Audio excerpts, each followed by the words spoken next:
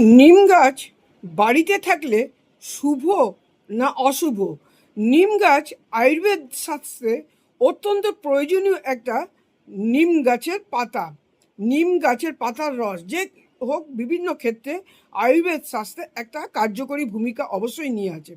তাছাড়া বাস্তুশাস্ত্র অনুসারে নিম গাছ বাড়ির বাইরে থাকা অত্যন্ত শুভ। বাড়ির বাইরে যদি থাকে অত্যন্ত অশুভ শক্তির প্রভাব থেকে নিম গাছ রক্ষা করে থাকে। বাড়িতে শুদ্ধ হাওয়া প্রবেশ করায় নিম গাছ।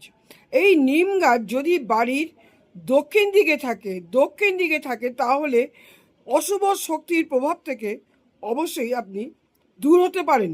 শনি, রাহু, কেতু, শনির সাড়ে সাতি, শনির ঢাইয়া, রাহুর দোষ, কেতুর দোষ অবশ্যই আপনি দূর হতে পারেন। এবং বাড়ির চারপাশে যদি নিম গাছ থাকে আপনি কোনো অশুভ শক্তি আপনার বাড়িতে ঢুকতে পারে না। অনেকে মনে করে নিম গাছ বাড়িতে থাকলে ভূত প্রেত বাস করে, আসলে ওই ভূত প্রেতকে আটকায় হচ্ছে ওই নিম গাছ।